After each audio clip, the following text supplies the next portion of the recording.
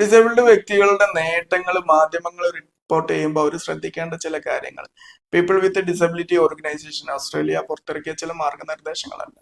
സുഹൃത്ത് ഷബരി കുറച്ചു മുമ്പ് അത് മലയാളത്തിലേക്ക് ട്രാൻസ്ലേറ്റ് ചെയ്തിട്ടുണ്ടായിരുന്നു. നമുക്കതൊന്ന് ഓടിച്ചു നോക്കാം. മനുഷ്യരുടെ പലതരത്തിലുള്ള സവിശേഷതകൾ അവസ്ഥകളിൽ പെട്ടത് മാത്രമാണ് ഡിസബിലിറ്റി. അത് ലാക്ക് ഓഫ് ബോഡി പാർട്ട് ആയിട്ട് അവതരിപ്പിക്കാതിരിക്കുക എന്നുള്ളതാണ് ആദ്യത്തെ കാര്യം. രണ്ടാമത്തെ എന്താണെന്ന് വെച്ച് കഴിഞ്ഞാൽ വാർത്തയ്ക്ക് ശ്രദ്ധ കിട്ടാൻ വേണ്ടിയിട്ട് അതിന്റെ ഒരു ഹുക്കിംഗ് മെറ്റീരിയൽ ആയിട്ട് ഡിസബിലിറ്റി അവതരിപ്പിക്കാതിരിക്കുക എന്നുള്ളതാണ്. മൂന്നാമത്തെ ഒരു കാര്യം എന്താണെന്ന് വെച്ച് കഴിഞ്ഞാൽ വ്യക്തികളുടെ നേട്ടങ്ങളും വിജയങ്ങളും ഒക്കെ വാർത്താ പ്രാധാന്യം അറിയിക്കുന്നത് തന്നെയാണ്.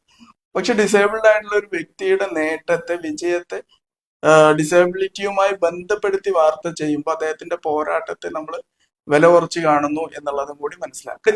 നാലാമത്തെ ഒരു കാര്യം എന്താണെന്ന് വെച്ച് കഴിഞ്ഞാൽ ഡിസേബിൾഡ് വ്യക്തി ചെയ്യുന്നു എന്നത് ഒഴിവാക്കി നിർത്തി കഴിഞ്ഞാൽ ഏബിൾഡ് ബോഡീസ് ഒക്കെ ചെയ്യുന്ന വളരെ സാധാരണമായ ഒരു കാര്യമാണെങ്കിൽ ഡിസേബിൾഡ് വ്യക്തിക്കും അതൊരു സാധാരണ കാര്യം തന്നെയായിരിക്കും. അങ്ങനെ തന്നെ അവതരിപ്പിക്കാൻ ശ്രമിക്കാം. നോൺ ഡിസേബിൾഡ് വ്യക്തികൾക്കുള്ള പ്രചോദന വസ്തുക്കളായിട്ട് ഡിസേബിൾഡ് വ്യക്തികളെയും ബോഡികളെയും അവതരിപ്പിക്കാതിരിക്കാം. സ്റ്റെല്ല യങ് എന്ന് പറയുന്ന ഡിസേബിൾഡ് ആക്ടിവിസ്റ്റ് പറഞ്ഞിട്ടുള്ള ഒരു സാധനമുണ്ട്, ഇൻസ്പിറേഷൻ പോൺ എന്നാണ് അവർ അതിനെ കുറിച്ച് ഉപയോഗിച്ചത്.